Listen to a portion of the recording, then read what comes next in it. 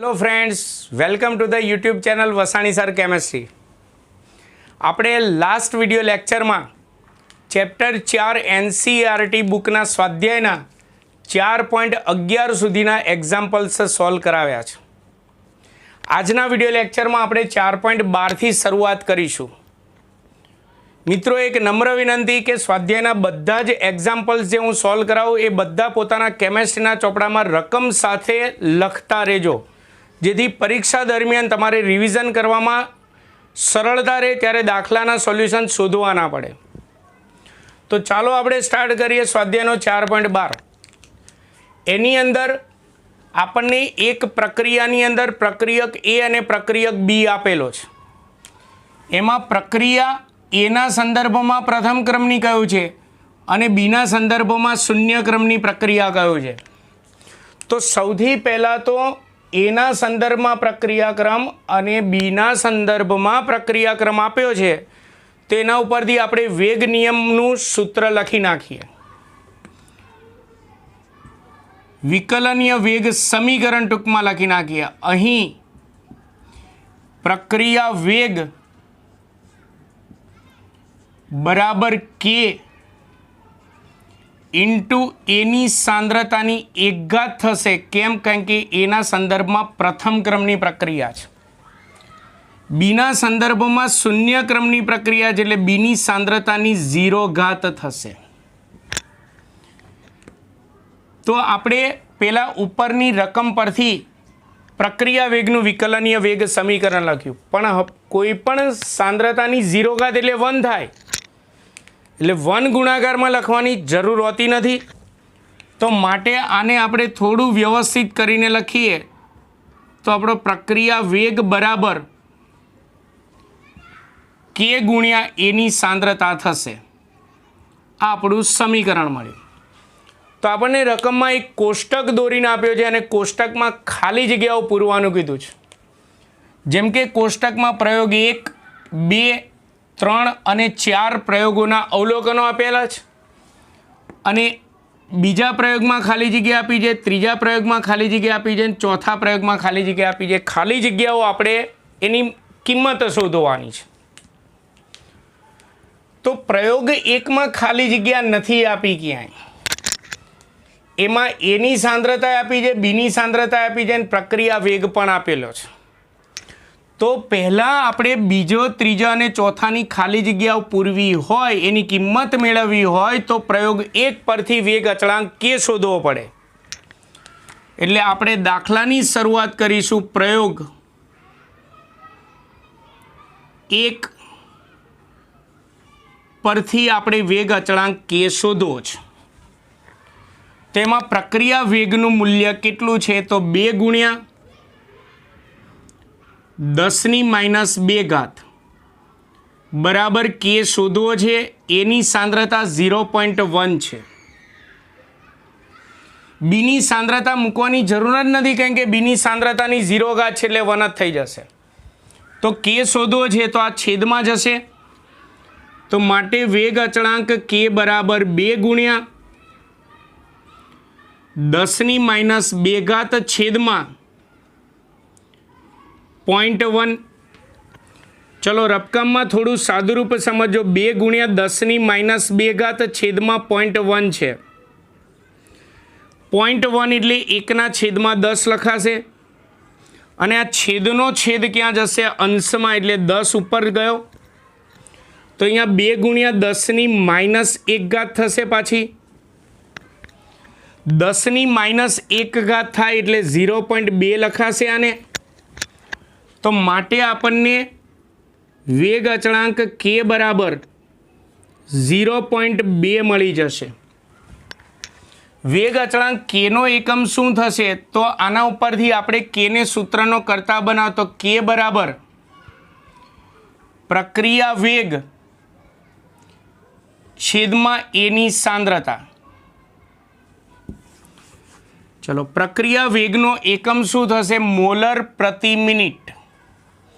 પ્રતિ મિનિટ ક્યાં આવશે? છેદમાં। આને આપણે મોલર કહી શકીએ, સાંદ્રતા છે એટલે મોલર મોલર ઉડી ગયું, તો મોલર મિનિટ ઇન્વર્સ થઈ જશે। Minute inverse. તો આપણે પ્રયોગ 1 પરથી આપણે વેગ અચળાંક કે મેળવી દીધો. હવે આપણે ખાલી જગ્યાઓ પ્રયોગ 2, 3 અને 4ની ખાલી જગ્યાઓ જે આપેલી છે એની કિંમત મેળવીએ. ચલો પ્રયોગ 2 પરથી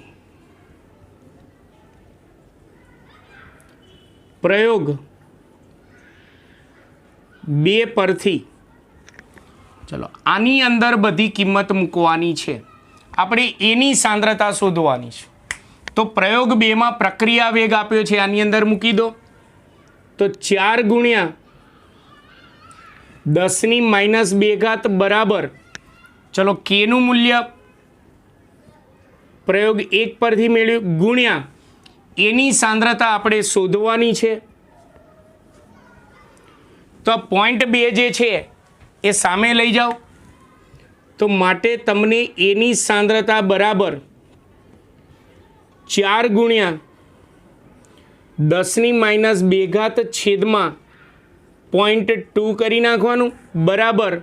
હવે કેલ્ક્યુલેટર તમારે ચલાવવાનું, સાંદ્રતા શોધી છે એટલે મોલરનું બીજું નામ મોલ ઇન્ટુ લિટર ઇનવર્સ. આ ભાગાકાર ગુણાકાર જે આવે એ તમારે કેલ્સીમાં તમારે કરી લેવાનું, એમાં આપણે સમય બગાડતા નથી. ચલો પ્રયોગ 3માં પ્રક્રિયા વેગમાં ખાલી જગ્યા આપી છે. એ અને બી બંનેની સાંદ્રતા, આપણે બીની સાંદ્રતાની તો આખા દાખલામાં જરૂર જ નહીં પડે. તો આપણે પ્રયોગ નંબર 3 પરથી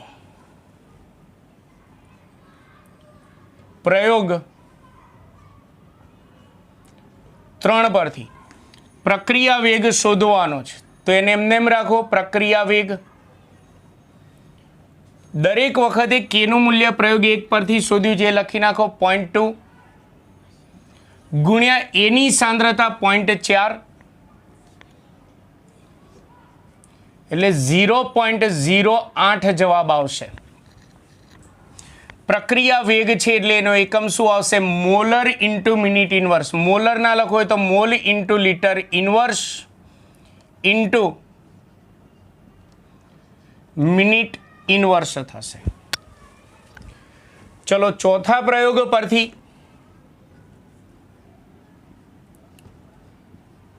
પ્રયોગ 4 પરથી હવે એમાં ખાલી જગ્યા એની અંદર આપેલી છે, આની જેમ જ શોધવાનું છે, પણ એમાં પ્રક્રિયા વેગ અહીંયા આપેલો છે 2 ગુણ્યા 10⁻2 બરાબર કે પ્રયોગ 1 પરથી 0.2 ગુણ્યા એની સાંદ્રતા આપણે શોધવાની, આને છેદમાં લઈ જાઓ. તો માટે એની સાંદ્રતા બરાબર 2 ગુણ્યા 10⁻2 છેદમાં 0.2. તો હવે આનો કેલ્ક્યુલેટરમાં ગુણાકાર તમારે કરી લેવાનો, જે જવાબ આવે લખી નાખવાનો. સાંદ્રતાનો એકમ થશે મોલર. મોલર એટલે કે મોલ ઇન્ટુ લિટર ઇનવર્સ. એટલે આવા સહેલું જે સાદુરૂપ હોય એ કેલ્ક્યુલેટરનું એ તમારે જાતે કરવાનું. બ્રાહ્મણ હોય એ લગ્ન કરાવી દે, ઘર ન ચલાવી દે, એટલે આટલું તમારે જાતે કરવું પડે. તો આપણે આ સ્વાધ્યાયનો 4.12 ભણ્યા, એમાં કોષ્ટકમાં આપેલા જે ખાલી જગ્યાઓ જે છે તેની કિંમતો આપણે શોધી. તો હવે આપણે ભણીશું સ્વાધ્યાયનો 4.13. ચલો સ્વાધ્યાયનો 4.13 રકમ સમજો. પ્રથમ ક્રમની પ્રક્રિયાના વેગ અચળાંક પરથી અર્ધાયુષ્ય સમય ગણો. એટલે આપણને 3 પેટા પ્રશ્નો આપેલા છે, ત્રણેયમાં વેગ અચળાંક કે આપ્યો છે અને ત્રણેયમાં અર્ધાયુષ્ય સમય T1 શોધવાનો છે. પણ કયું સૂત્ર લેવું? તો અર્ધાયુષ્ય સમયના આપણે કોર્સમાં 2 સૂત્રો આવે છે, એક શૂન્ય ક્રમની પ્રક્રિયા માટે અને એક પ્રથમ ક્રમની પ્રક્રિયા માટે. આપણને રકમમાં કહ્યું છે પ્રથમ ક્રમની પ્રક્રિયા.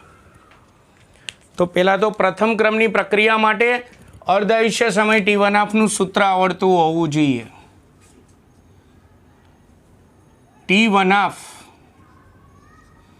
બરાબર 0.693 બાય કે. માટે T1 બરાબર 0.693. પહેલા દાખલામાં કેનું મૂલ્ય આપ્યું છે 200. તો માટે T1 ½ આ ભાગાકાર તમારે કરી લેવાનો. વેગ અચળાંક સેકન્ડ ઇન્વર્સમાં આપ્યો તો સમય સેકન્ડમાં, વેગ અચળાંક મિનિટ ઇન્વર્સમાં આપ્યો તો અર્ધાયુષ્ય સમય મિનિટમાં, આ યર્સ ઇન્વર્સમાં આપ્યો તો અર્ધાયુષ્ય સમય યરમાં આવશે. આ જ એકદમ સહેલો દાખલો છે. આ જ રીતે બીજા દાખલામાં ફરીવાર આ સૂત્ર મૂકવાનું, કેની કિંમત 2 મૂકવાની.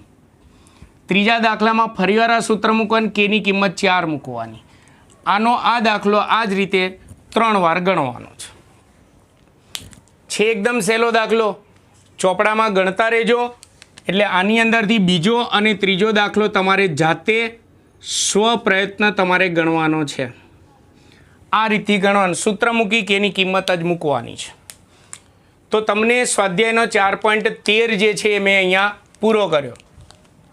ચોપડામાં લખતા રહેજો. સ્વાધ્યાયનો હવે 4.14 ગણીએ. ચાલો, સ્વાધ્યાયનો 4.14 મોસ્ટ આઈએમપી દાખલો છે પરીક્ષાની દ્રષ્ટિએ. ચોપડામાં રકમ સાથે દાખલા લખતા રહેજો અને આઈએમપી કહું એ દાખલો ખાસ મોઢે પણ કરી નાખજો. C14 આ કાર્બનનો સમસ્થાનિક છે અને જાણકારી માટે કહી દો, આ C14 એ રેડિયો સક્રિય છે. તો આપણે જ્યારે થિયરી ચલાવી હતી ત્યારે મેં કહી દીધું, રેડિયો સક્રિય પ્રક્રિયાઓ જ્યાં આવે એ હંમેશા પ્રથમ ક્રમની પ્રક્રિયા હોય. એટલે આપણા દાખલાની અંદર પ્રથમ ક્રમની પ્રક્રિયા છે કે નહીં એવો ઉલ્લેખ ન કર્યો હોય તો રકમ વાંચતી વખતે ખબર પડી જવી જોઈએ કે રેડિયો સક્રિય પ્રક્રિયા છે એટલે પ્રથમ ક્રમની જ હોય. એટલે આપણે પ્રથમ ક્રમની પ્રક્રિયાના સૂત્રોનો ઉપયોગ કરવાનો. આ પહેલી વસ્તુ થઈ. હવે રકમ સમજીએ.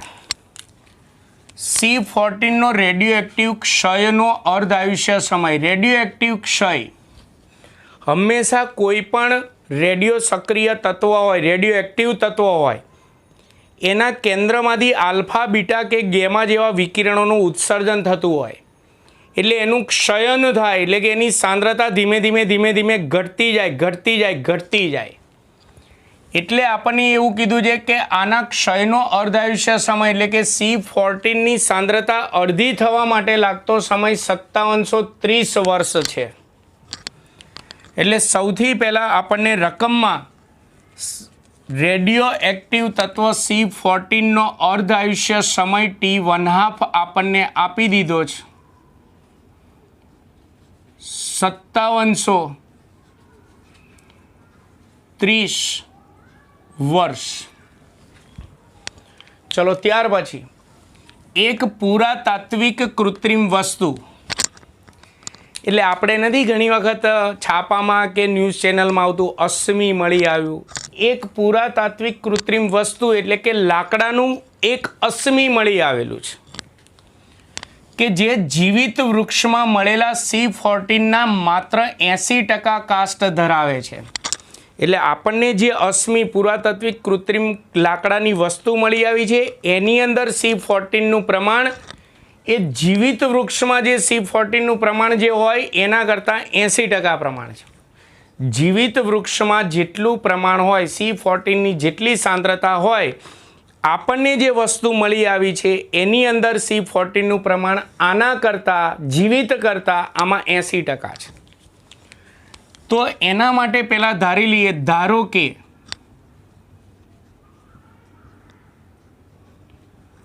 હવે સમજો, જીવિત વૃક્ષમાં C14નું પ્રમાણ જે હોય એને C14ની શરૂઆતની સાંદ્રતા કહીશું.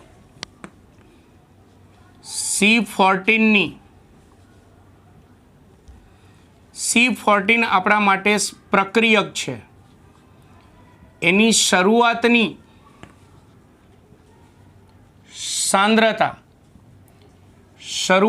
સાંદ્રતાને R0 કહેવાય. એ ધારી લઈએ 100 મોલર છે.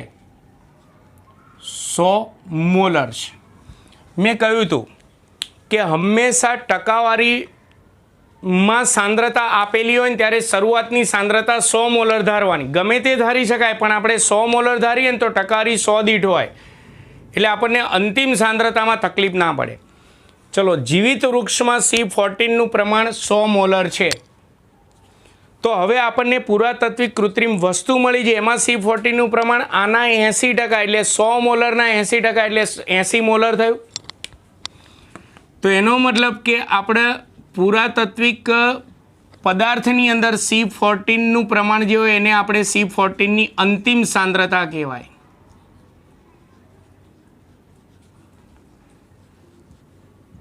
અંતિમ સાંદ્રતા પ્રક્રિયક છે C14, એની અંતિમ સાંદ્રતાને આપણે દાખલામાં RT કહી દઈશું. આના 80% એટલે 80 મોલર છે. જો 80% કાસ્ટ ધરાવે છે એટલે કે 80% પ્રમાણ ધરાવે છે, 80% પ્રક્રિયા પૂર્ણ થઈ ગઈ છે એવું નથી કીધું. જો આપણને એવું કીધું ને 80% પ્રક્રિયા પૂર્ણ થઈ ગઈ છે તો શરૂઆતની સાંદ્રતા 100 મોલર હોય તો અંતિમ સાંદ્રતા 20 મોલર હોય. કેમ? કારણ કે 80% પૂર્ણ થઈ ગઈ છે તો બાકી વધી કેટલી અંતિમ સાંદ્રતા? 20. પણ અહીંયા 80% કાસ્ટ ધરાવે છે, 80% પ્રમાણ ધરાવે છે એટલે અંતિમ સાંદ્રતા 80 મોલર જ થશે. ટૂંકમાં એ વસ્તુ જ્યારે જીવિત હતી ત્યારે 100 મોલર હતી અને આપણને જ્યારે મળી આવી છે ત્યારે એમાં એનું પ્રમાણ છે 80 મોલર. તો એ નમૂનાનું આયુષ્ય શોધો. એટલે કે આ સાંદ્રતા 100 મોલરમાંથી 80 મોલર થવા માટે લાગતો સમય આપણે શોધીએ, વર્ષમાં આવશે, એનું આયુષ્ય કહેવાશે. એટલે આ દાખલામાં આપણે સમય T શોધવાનો છે. રકમ સમજાઈ ગઈ હશે. હંમેશા જ્યારે પણ અશ્મિ મળી આવે ને ત્યારે એની અંદર એનું આયુષ્ય કેટલા વર્ષ આપણને ઘણી વખત નથી કહેતા, છાપામાં આવે છે કે આ અશ્મિ 1000 વર્ષ પહેલાંનું અશ્મિ મળી આવ્યું. તો શું 1000 વર્ષ પહેલાં કોઈ જીવતું હતું? એને કહેવાયો કે અમારા સમયમાં એ હતું? એ હંમેશા આ રીતે એનું આયુષ્ય નક્કી કરવામાં આવતું હોય છે કે લાકડાની વસ્તુ હોય તો જીવિત વૃક્ષમાં એનું પ્રમાણ ધારો કે 100 મોલર. હવે જ્યારે આપણને કોઈ વસ્તુ મળી આવી ત્યારે એમાં C14નું પ્રમાણ કેટલું છે એ જાણી લો, 80% છે તો 80 મોલર. તો હવે 100માંથી 80 મોલર થવા માટે લાગતો સમય શોધી નાખો, એનું આયુષ્ય કહેવાય. એટલે સમય T શોધવાનો. તો અહીંયા સમય T શોધતા પહેલાં આપણે વેગ અચળાંક K શોધવો પડશે, કારણ કે સમય Tના સૂત્રમાં વેગ અચળાંક આવશે. તો પ્રથમ ક્રમની પ્રક્રિયા છે, કારણ કે રેડિયો એક્ટિવ લખેલું છે, રેડિયો સક્રિય પ્રક્રિયા છે. એના માટે વેગ અચળાંક Kનું સૂત્ર યાદ હોવું જોઈએ, 0.693/T1/2. તો માટે વેગ અચળાંક K બરાબર 0.693 ચલો T1/2 કેટલો આપ્યો છે? 5730 વર્ષ. માટે K બરાબર, ગભરાઈ નહીં જવાનું, નાનો જવાબ હોય કે મોટો જવાબ હોય. ચાલો 0.693 ભાગ્યા 5730 એટલે 0.0001209 0.0001209 આવે છે. ચલો 12 લખીએ. આ વર્ષમાં છે તો આ શામાં આવશે? ઉપર જાય તો વર્ષ ઇનવર્સમાં આવશે. આને કેની કિંમતને આપણે પ્રમાણિત સ્વરૂપમાં ફેરવી શકીએ, પણ આપણે એમને એમ રાખો, કોઈ જરૂર નથી. આ વેગ અચળાંક K શોધ્યો. હવે મારે સમય T શોધવો છે. તો પ્રથમ ક્રમની પ્રક્રિયા માટે વેગ અચળાંક Kનું સૂત્ર શું હતું? K બરાબર 2.303/T log શરૂઆતની સાંદ્રતા R0 છેદમાં અંતિમ સાંદ્રતા RT. આપણે સમય T શોધવો છે એટલે Tને સૂત્રનો કરતા રાખો તો K અહીંયા છેદમાં રહેશે. કિંમત મૂકી દો તો માટે સમય T બરાબર 2.303/K. Kનું મૂલ્ય છે 0.00012 log 100/80 થશે. ટકાવારીવાળો દાખલો આવે ને એટલે સમજી જ લેવાનું કે શરૂઆતની સાંદ્રતા 100 મોલર ધારી જ લેવાની. માટે સમય ટી બરાબર 2.303 છેદમાં 0.000 12 ગુણ્યા log, ચલો કેલ્ક્યુલેટરમાં આપણે 100 ભાગ્યા 80 કરી નાખીએ એટલે 1.25 જવાબ આવશે. 1.25 ટી બરાબર 2.303 છેદમાં 0.00012 ગુણ્યા, હવે આનો લોગ આપણે સાદા કેલ્ક્યુલેટરમાં ને બધામાં લોગ એન્ટીલોગ જોતા શીખવાડ્યું છે. તમારે સાયન્ટિફિક કેલ્સી લેવાનું નથી. અત્યારે આપણો સમય બચી રહે એટલા માટે હું સાયન્ટિફિક કેલ્સીમાં ડાયરેક્ટ લોગ જોઈ લઉં છું. 0.0969 0.0969 અને હવે કેલ્ક્યુલેટરની અંદર આપણે આનો ગુણાકાર ભાગાકાર કરીએ. 2.303 ગુણ્યા 0.0969 ભાગ્યા 0.00012 જવાબ આવશે 1859.6. 1859.6 સમય છે. આપણે આ દાખલામાં સમય શામાં આવશે? વર્ષમાં. આવા દાખલાની અંદર લોગ એન્ટીલોગ ને એ બધું જોવાનું હોય ને ત્યારે જે આપણે જે જવાબ આવે ને એ ચોપડીનો નિયર બાય જવાબ આવવો જોઈએ. એક્ઝેક્ટ જવાબ આવે પણ ખરા અથવા નિયર બાય જવાબ આવે તો આ ચોપડીના સ્વાધ્યાયનો વેરી મોસ્ટ ટાઈમપી દાખલો. હવે આપણે ભણીએ સ્વાધ્યાયનો 4.15. મિત્રો 4.16ની પહેલાં આપણે રકમ સમજીશું. આ દાખલો પણ આના આગળના દાખલા જેવો જ છે, એ જ સૂત્રો મૂકવાના છે, કારણ કે પ્રથમ ક્રમની પ્રક્રિયા સ્પષ્ટ કહેલું છે. પ્રથમ ક્રમની પ્રક્રિયા માટે વેગ અચળાંક 60 સેકન્ડ ઇન્વર્સ છે. એટલે સૌથી પહેલાં આપણને રકમમાં વેગ અચળાંક કે બરાબર 60 સેકન્ડ ઇન્વર્સ આપેલ છે. પ્રક્રિયકને આપણે આર કહીશું. પ્રક્રિયકની પ્રારંભિક સાંદ્રતાથી તેના 1/16 ભાગના મૂલ્ય જેટલી સાંદ્રતા ઘટીને થવા માટે કેટલો સમય લેશે? કેટલો સમય લેશે એટલે આપણે પહેલાં તો સમય ટી શોધવાનો. આ સેકન્ડ ઇન્વર્સમાં જ એટલે આ સેકન્ડમાં. પણ કેટલી સાંદ્રતા ઘટવી જોઈએ? તો પ્રારંભિક સાંદ્રતા જે આપી નથી, પ્રારંભિક સાંદ્રતા હોય એની 1/16 ભાગની સાંદ્રતા થવા માટે લાગતો સમય શોધવો છે. તો ધારો કે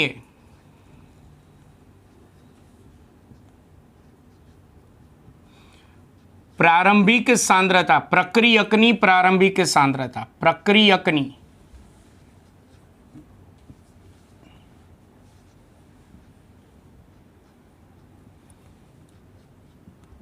પ્રારંભિક સાંદ્રતા, પ્રારંભિક સાંદ્રતાને આપણે R0 કહીએ છીએ. હવે કેવી રીતે ધારવાનું સમજજો. જો ટકાવારીવાળો દાખલો હોય ને તો પ્રારંભિક સાંદ્રતા 100 મોલર ધારવાની, એટલે અંતિમ સાંદ્રતા RT સરળતાથી મળશે. અને જો રકમમાં એવું કીધું હોય ને કે 1/16 ભાગની થાય છે, 1/5 ભાગની થાય છે, અડધી થાય છે, 3 ગણી થાય છે, 4 ગણી થાય છે, ટૂંકમાં ભાગની થાય છે અથવા ગણી થાય છે એવું કહેલું હોય ને ત્યારે શરૂઆતની સાંદ્રતા 1 મોલર ધારીને દાખલો ગણવાનો. ટકાવારી હોય તો શરૂઆતની સાંદ્રતા 100 મોલર ધારીને દાખલો ગણજો તો અંતિમ સાંદ્રતા સરળતાથી મળશે. ભાગની થાય છે અથવા ગણી થાય છે એવું કહેલું હોય ત્યારે શરૂઆતની સાંદ્રતા 1 મોલર ધારીને ગણજો. અહીંયા 100 મોલર ના ધારતા. આ એક હિન્ટ ખાસ યાદ રાખવાની. ચલો 1/16 ભાગની થાય છે એટલે માટે પ્રક્રિયકની અંતિમ સાંદ્રતા જેને RT કહીએ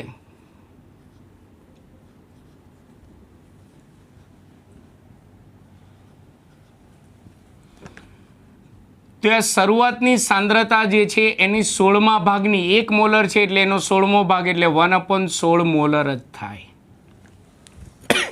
એટલે અંતિમ સાંદ્રતા સરળતાથી મળે એટલા માટે ભાગની ગણી કેવું કીધું ને ત્યારે 1 મોલર ધારવાની. એટલે અંતિમ સાંદ્રતા સરળતાથી મળે. અને 100 મોલર ક્યારે ધારવાની? ટકાવારીવાળી દાખલો હોય ત્યારે.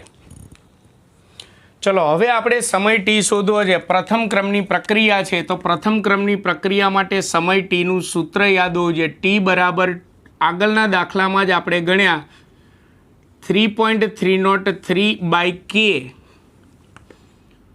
log શરૂઆતની સાંદ્રતા R0 છેદમાં અંતિમ સાંદ્રતા RT.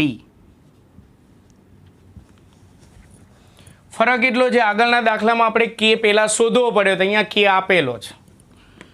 માટે સમય ટી બરાબર 2.303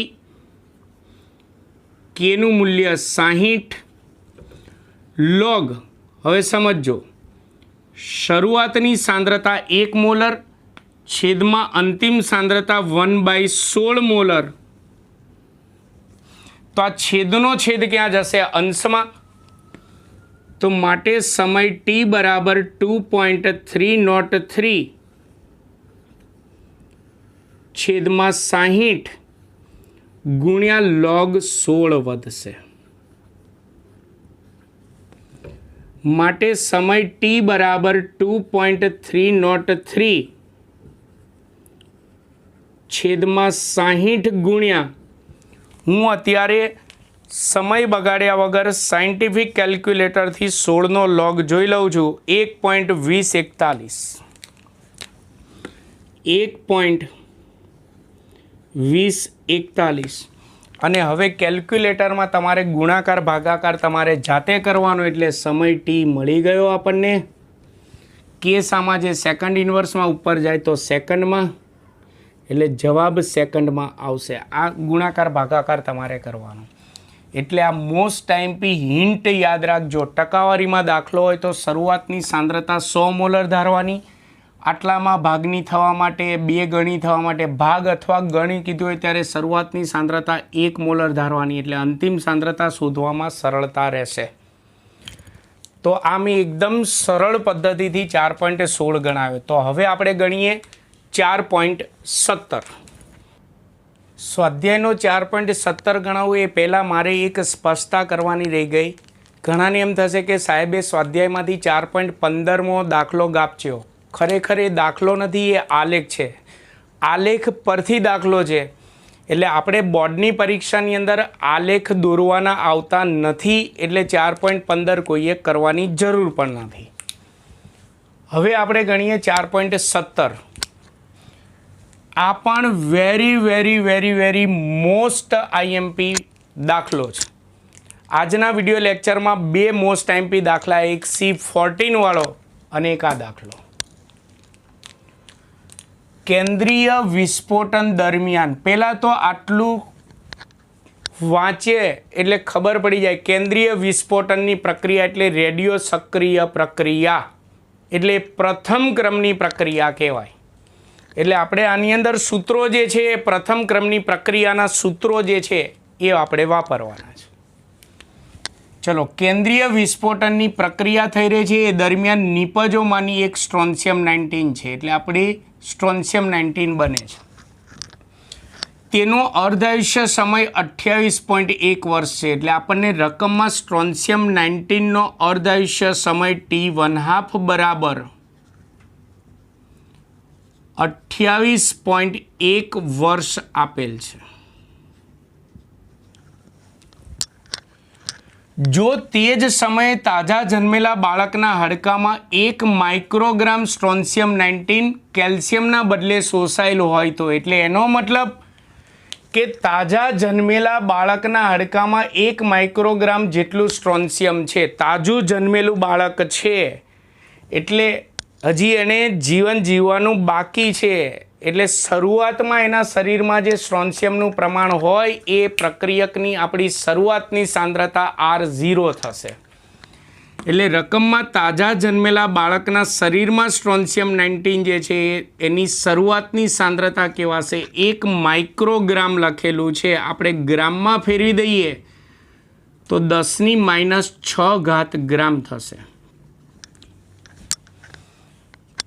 ચલો ત્યાર પછી તે બાળક ચયાપચયની ક્રિયાથી સ્ટ્રોન્શિયમ ગુમાવ્યું ન હોય તો 10 વર્ષ અને 60 વર્ષના અંતરે તેના શરીરમાં કેટલું સ્ટ્રોન્શિયમ રહ્યું હોય.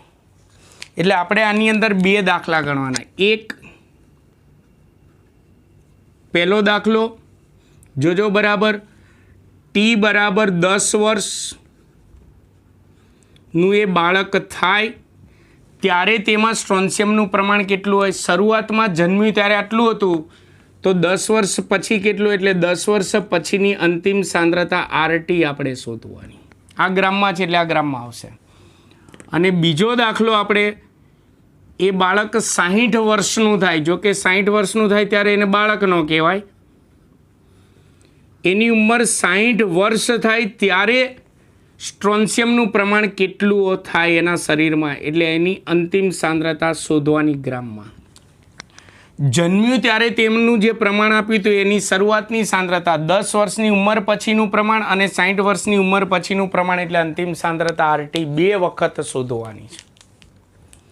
હવે કેન્દ્રીય સ્ફોટનની પ્રક્રિયા છે એટલે પ્રથમ ક્રમની પ્રક્રિયા હોય તો સૌથી પહેલાં તો ટીના સૂત્રમાં K આવે એટલે આપણે T1 પરથી વેગ અચળાંક K શોધી નાખવાનો. પહેલો અને બીજો દાખલો ભણીએ એ પહેલાં વેગ અચળાંક K આપણે શોધીશું. મોસ્ટ ટાઈમપી દાખલો છે મિત્રો, ચોપડામાં ખાસ ગણતા રહેજો. એકદમ સરળ ભાષામાં તમને રજૂઆત કરીશ. વેગ અચળાંક K બરાબર પ્રથમ ક્રમની પ્રક્રિયા માટે 0.693 બાય T1/2 એનું સૂત્ર છે. તો 0.693 બાય T1/2 28.1 વર્ષ છે. તો માટે K બરાબર આપણે કેલ્ક્યુલેટરમાં જો આનો ભાગાકાર કરીએ તો 0.693 ભાગ્યા 28.1 એટલે 0.02466 0.02466 આ સામા છે વર્ષમાં, તે ઉપર જાય એકમ એટલે વર્ષ ઇનવર્સ થશે. આને પ્રમાણિત સ્વરૂપમાં ફેરવો તો પણ ચાલે, નહીં ફેરવો તો પણ ચાલશે. પહેલાં મેં વેગ અચળાંક K શોધી નાખ્યો. ચલો હવે પહેલો દાખલો. બંને દાખલામાં આપણે શરૂઆતની સાંદ્રતા કઈ લેવાની, તાજું જન્મેલું બાળક તાજું જન્મ્યું હોય ત્યારે એના શરીરમાં જે સ્ટ્રોન્શિયમ હોય એની શરૂઆતની સાંદ્રતા. આપણે બંને દાખલામાં અંતિમ સાંદ્રતા RT શોધવાની. તો T બરાબર 10 વર્ષ માટે આપણે દાખલો ગણી રહ્યા છીએ એટલે હેડિંગ આપી દઈએ. આમાંથી એક હું ગણાવીશ, એક પછી જાતે આવશે. જેવી ગણતરી હું અહીંયા આમાં કરું એવી ગણતરી તમારે આમાં કરવાની રહેશે. ચલો આના માટે આપણે પ્રથમ ક્રમની પ્રક્રિયા માટે વેગ અચળાંક Kનું સૂત્ર હતું K બરાબર 2.303 બાય T log શરૂઆતની સાંદ્રતા R0 છેદમાં 10 વર્ષ પછીની અંતિમ સાંદ્રતા RT. આ આપણે શોધવાનું. આને સૂત્રનો કરતા બનાવવાનો આવશે એટલે સાદું રૂપમાં ખ્યાલ આવે ને એટલે ફરીવાર હું ગણું છું. Kની કિંમત 0.02466 બરાબર 2.303. આપણે સમય T 10 વર્ષનો લેવાનો છે ગુણ્યા લોગ. ચલો R0 10⁻6 છે અને છેદમાં RT આપણે શોધવાનું છે. RT શોધવાનું છે. હવે આ બંને સંખ્યા સામે જાય તો 0.02466 સાદું રૂપમાં પણ ધ્યાન રાખજો, ઘણાને સાદું રૂપમાં તકલીફ પડે, ગુણ્યા 10 છેદમાં 2.303 બરાબર. હવે આ લોગમાં ભાગાકાર હોય તો બંનેના લોગની બાદબાકી થાય એટલે લોગ 10⁻6 માઇનસ લોગ RT થશે, માઇનસ લોગ RT થાય. આ -6 ક્યાં આવે? ગુણાકારમાં આગળ આવી જશે. ચલો પહેલાં આપણે કેલ્ક્યુલેટરની અંદર આ ગુણાકાર ભાગાકાર કરીએ. 0.02466 ગુણ્યા 10 ભાગ્યા ફરી વાર કરું છું 0.02466 ગુણ્યા 10 ભાગ્યા 2.303 એટલે 0.10107 આવશે. 0.107 જવાબ આવશે. ફરીવાર આપણે એ સેજ ચેક કરી લઈએ. 0.02466 ગુણ્યા 10 ભાગ્યા 2.303 એટલે 0.107 જવાબ આવશે. લોગ 10નું મૂલ્ય 1 થાય એટલે અહીંયા વધ્યું -6 માઇનસ લોગ RT થશે. ચલો -6 છે સામે જાય તો +6 એટલે 6 પ્લસ 0.107 બરાબર માઇનસ લોગ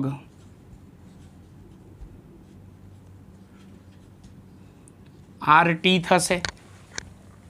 આનો જો આપણે સરવાળો કરીએ તો 6.107 અને આ માઇનસ પાછું સામે જશે બરાબર લોગ RT વધશે. લોગ દૂર કરો તો સામે એન્ટી લોગ થશે તો માટે RT બરાબર સામેની સંખ્યાનો એન્ટી લોગ ઓફ -6.107 થશે. અહીંયા આપણે RT શોધવાના આપણે કેલ્ક્યુલેટરની અંદર લોગ એન્ટીલોગ બંને જોતા શીખવાડેલું છે. કેલ્ક્યુલેટરની અંદર અને લોગ ટેબલમાં મેં એન્ટીલોગ જોતા શીખવાડ્યું. અત્યારે હું સમય ના બગડે એટલા માટે હું સાયન્ટિફિક કેલ્સીની અંદર એન્ટીલોગ જોઈ લઉં છું. -6.107 એન્ટીલોગ 7.816 ગુણ્યા 10⁻7 ગુણ્યા 10⁻7 ગ્રામમાં જવાબ આવશે. ધારો કે આપણને દાખલામાં શરૂઆતની સાંદ્રતા માઇક્રોગ્રામમાં છે તો આને માઇક્રોગ્રામમાં પાછું ફેરવવા માટે 10⁶ વડે ગુણી નાખું તો માઇક્રોગ્રામમાં જો જવાબ લાવવો હોય તો અંતિમ સાંદ્રતા RT બરાબર 7.816 ગુણ્યા 10⁻1 વધે. આ -1 આપણે કાઢવી હોય તો RT બરાબર 0.7816 માઇક્રોગ્રામ થશે. એટલે ગ્રામમાં જો અંતિમ સાંદ્રતા કહીએ તો આટલા ગ્રામ થશે અને માઇક્રોગ્રામમાં કહીએ તો આટલા માઇક્રોગ્રામ થશે. આ સમય T 10 વર્ષ પછી સ્ટ્રોન્શિયમ 19નું પ્રમાણ આપણે શોધ્યું. હવે આ જ રીતે બીજો દાખલો જે છે એમાં સમય T બરાબર 60 વર્ષ લઈ અને ફરીવાર સ્ટ્રોન્શિયમની અંતિમ સાંદ્રતા RT આપણે શોધવાની. શરૂઆતની સાંદ્રતા તો આટલા જ ગ્રામ લઈને ગણવાનું છે. તો આની અંદર પણ આપણે વેગ અચળાંક Kનું જ સૂત્ર લખવાનું. K બરાબર 2.303/T log શરૂઆતની સાંદ્રતા R0 છેદમાં અંતિમ સાંદ્રતા RT થશે. તો અહીંયા સમય જેમ T બરાબર 10 વર્ષ લખ્યો એમ અહીંયા સમય ટી બરાબર 60 વર્ષ લખવાના. કેનું મૂલ્ય એનું એ જ, R0નું મૂલ્ય પણ એનું એ જ, 10⁻6 અને સૂત્રનો કરતા બનાવવાનો RTને. તો અહીંયા જેમ ઉપર મેં અહીંયા જેમ સાદુરૂપ આપ્યું એ જ રીતે તમારે સાદુરૂપ આપી અંતિમ સાંદ્રતા 60 વર્ષ પછીની અંતિમ સાંદ્રતા RT તમારે શોધી નાખવાની. ગ્રામમાં પહેલાં મળશે અને પછી એને 10⁶ વડે ગુણી અને પછી તેને માઇક્રોગ્રામની અંદર તેને ફેરવી નાખવાનું. તો મિત્રો આ થયો મોસ્ટ આઈએમપી સ્વાધ્યાયનો 4.17મો દાખલો. આજના વિડીયો લેક્ચરમાં આપણે સ્વાધ્યાયનો આપણે 4.12થી આપણે શરૂઆત કરી હતી. 4.12 ગણાયો 13, 14, 15મો દાખલો આલેખવાળો છે જે આપણે કરવાનો હોતો નથી કેમ કે આલેખ આપણે બોર્ડની પરીક્ષામાં દોરવાના આવતા નથી. પછી 16 અને 17 આટલા દાખલા આપણે ચલાયા. હવે સ્વાધ્યાયના 4.18થી આપણે નેક્સ્ટ વિડીયો લેક્ચરમાં ભણીશું. મિત્રો તમને મારો વિડીયો લેક્ચર કેવો લાગ્યો તેના વિશે તમે જરૂરથી કમેન્ટ કરી શકો છો. મારા વિડીયોને લાઈક અને સબસ્ક્રાઈબ કરવાનું ભૂલશો નહીં. નમસ્કાર.